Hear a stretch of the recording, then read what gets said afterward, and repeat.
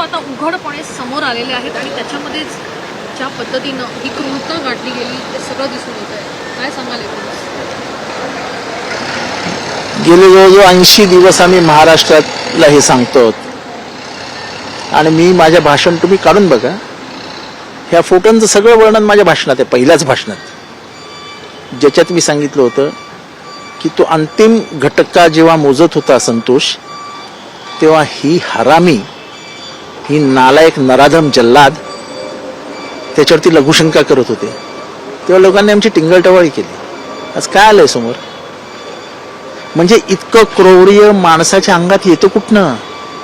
आपल्याला सुद्धा एक आई आहे, आपल्याला सुद्धा एक बाप आहे, आपल्याला बहीण आहे, आपल्याला बायको आहे, आपल्याला मुलं आहेत. ह्या सगळ्या संसाराच्या लपेट्यात आपण असताना आपल्यातला प्रेमाचा झरा आहे कुठे?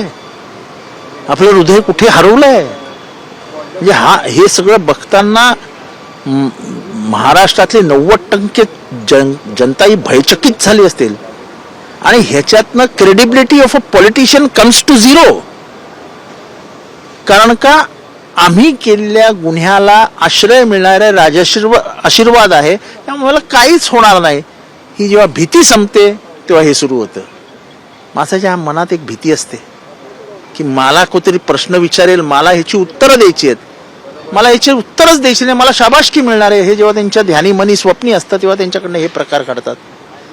प्रश्न हा नाही आहे. प्रश्न आहे हे फोटो जेव्हा त्याची पोरं बघतील, त्यांच्या पोरांच्या मनावर जे इम्प्रिंट येणार आहे की माझ्या बापाला असं मारलं, हा कधी कोणी विचार केला की त्यांना काय वाटत असेल की पुढे काय घेऊन जाणार आहेत ते?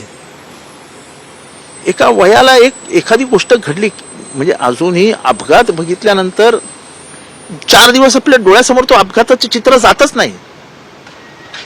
त्या पोरा बाळ्यांसमोर जेव्हा हा फोटो जाईल, त्याचं इम्प्रिंट जे त्यांच्या हृदयावर उमटेल, पुढे आयुष्यभर हेच घेऊन जगायचं आहे, त्याचा सायकोलॉजिकल इफेक्ट काय असेल त्या पोरांवर? कधी विचार करू आपण? हिवाळी अधिवेशनामध्ये तुम्ही ही क्रूरता मांडली होती, पण आता ती फोटोच्या माध्यमातून बाहेर येते. तेव्हा लोकांना, काही लोकांना ती अतिशयोक्ती वाटली. काही लोकांनी जातीचं पांघरून घेण्याचा प्रयत्न केला की एका जातीला बदनाम केलं जातं. मी त्या जातीचा आहे हो, पण माझ्यातली माणुसकी मी मरू नाही देणार. मी जातीच्या विरोधात जाईन, पण मी माणुससाठी जगेन. शेवटी जगतो कशाला माणूस म्हणून? हो ठीक आहे, वाल्मिक कराड माझ्या जातीचा आहे, पण माझी जात हिंसर होऊ शकत नाही. माझी जात, तिथला माणूस हा माणुसकीपासून लांब जाऊ शकत नाही, मला विश्वास आहे. आणि म्हणून पहिल्या दिवसापासून ही केस लावून धरली मी. पहिल्या दिवसा मला अजूनही आठवतं, मी नागपूरच्या अधिवेशनात प्रवेश केला आणि पहिला प्रश्न मला कोणीतरी पत्रकाराने विचारला, तेव्हा मी पहिलं सांगितलं होतं या हत्येच्या मागे एकच माणूस आहे, त्याचं नाव आहे वाल्मिक कराड. आणि वाल्मिक कराडची एक हत्या नाही मुख्यमंत्री महोदय, वाल्मिक कराडने अनेक अशा हत्या केल्या आहेत त्या कधी पोलिसांनी नजरेसमोरच आणल्या नाहीत.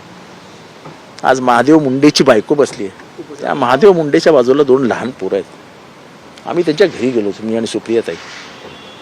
तो पोरगा ज्या पद्धतीने बिलकुल रडत होता आईला, मी त्या खोलीतनं बाहेर निघून गेलो. आपण काय उत्तर देऊ शकतो? एवढसा लहान पोरगा, बापाच्या म्हणजे विरह त्याला सहनच होत नव्हता. त्याची आई काय बिचारी अडाणी बाई, पण लढण्याच्या तयारीत उतरली आज. आणि असे अनेक महादेव मुंडे आहेत जे गाडले गेलेत त्या भूमीमध्ये आणि ज्याचा आता पताही नाही आहे. औष्णिक वीज केंद्रामधली जी राख, त्याच्यामध्ये किती हाड आहेत जरा तपासून बघा. तुम्हाला इतिहास बरंच काही सांगून जाईल बीडच्या राजकारणाबद्दल.